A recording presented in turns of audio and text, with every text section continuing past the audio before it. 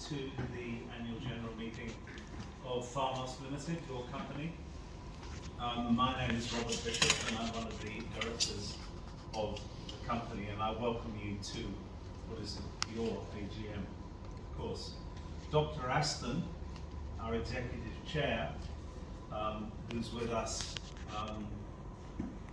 by Zoom today, is in the UK recovering from a little bit of surgery and managing the state of his mother, is unable to attend the AGM in person accordingly, and has dialed in remotely for the presentation, for the formal part of the proceedings, and also for the Q&A later, which he will participate in. And we've also got Kim Agnew with us today to talk when we do the presentation and provide the update on the canine trial. I've been appointed to chair today's AGM, and I'd like to introduce some of my fellow directors. Obviously, Dr. Aston, I've indicated, Sam Wright, Director and Company Secretary, Neville Bassett AM. We also have with us today from our sister subsidiary, Epichem, Fee Milner, General Manager of Epichem. Thank you, Fee. And also representing and from Epichem, but just attending today, Dr. Carol Worth and Anusha Orbit. Thank you. I'd like to thank RSM for making this absolutely lovely room available for us today, and introduce our company auditor at the back. On my left, Mr. Jack Merritt from RSM Australia, and Jack will be available to answer any questions that you may have on the financials that have been produced and of course distributed to the stock exchange and circulated. Sam, are there any apologies today? There are no apologies to note, and it's great that we have a good turnout, and the names will have been recorded by Computershare, and thank you, Rachel Crane and your colleagues, for supporting us again. After the formal part of the AGM, there will be a shareholder presentation, which Sam has lodged on the ASX as part of our continuous disclosure obligations already today. And we will answer questions from shareholders, some of which have been already received. And thank you for your interest in the various initiatives that your company is continuing to undertake.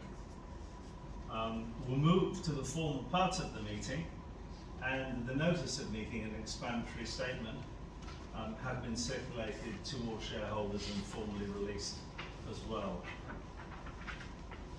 Unless anyone so wishes, I do not propose to read the notice in full, and will, in the normal way, table it as read. Everyone's happy with that. The company has, of course, received valid proxies, and Sam Wright will actually indicate what they are, and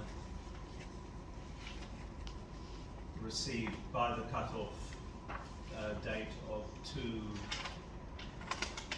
days ago at 4 p.m, I believe. And we'll... They're on the screen. They're on the screen. I can see it in front of me, and it's up. So they have been received, 4 against, the abstentions, and in respect of open voting in favour of the chairman, I report that I'll be casting my vote in favour of those, and will return this to Rachel in due course. ASX recommendations provide that voting on resolutions such as the one we've got today at your AGM should be conducted by a poll rather than a show of hands for obvious reasons, such that the full number of votes is counted rather than hands. And as such, after I've gone through all resolutions, representative Computershare will assist in collecting those proxy forms that have not been either submitted or collected. The first item on the agenda is to receive and consider the financial report of the company for the last financial year, full financial year ended 30th of June 2022. Together, including the declaration of directors, the directors' report, the remuneration report, and the auditor's report. I mentioned that Jack Merritt from RSM Australia is here with us, and so I'd like to invite the general meeting to present any or ask any questions to the board or to Jack on the annual financial report for the year ending 30th of June 2022.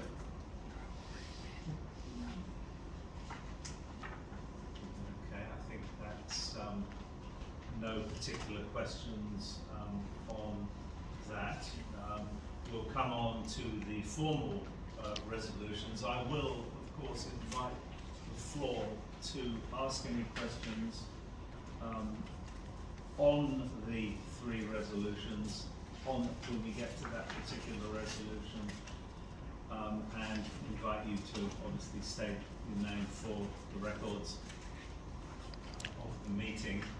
Any wider questions, of course, if you could kindly retain those questions till the end of the slideshow. Some of your questions may be answered in the slides, but any that aren't. So feel free that you will be able to put any questions that you want to your board and the auditor. So moving to the three formal resolutions, firstly is the adoption of the remuneration report. To be following resolution is a non-binding resolution to give approval for the adoption of the remuneration report included in the annual report for the financial year ended 30th of June 2022. So I'll invite any questions from the board on the remuneration report. Okay, thank you for that. Resolution 2 is the re-election of one of the directors, and serendipity has dictated that it's my turn this year with the resolution. So I retire by rotation. I'm prepared to put myself forward for consideration for another year if you vote in favour. And I'd like to invite any questions on that. Okay, thank you. We'll move on to resolution 3, which is the standing resolution on the approval of the additional 10% placement capacity. Under the listing rules, listed companies have a kind of an inbuilt annual placement capacity of 15%. If for whatever reason during the course of the year they wish to issue additional shares by placement for a specific transaction or fundraising purpose. And for smaller companies, and I believe it's those under the ASX 300, they routinely apply for an additional 10% placement capacity. And this is a special resolution. My election was, just noting, was an ordinary resolution. So the approval of the additional 10% placement capacity is a special resolution. It's quite usual. We have no current intention of placing any securities under the standing placement capacity or this one. So I'll invite any questions on the placement capacity. Thank you. That concludes our discussion on the three resolution items. We'll adjourn the meeting for hopefully a very short period while Computer Share will come around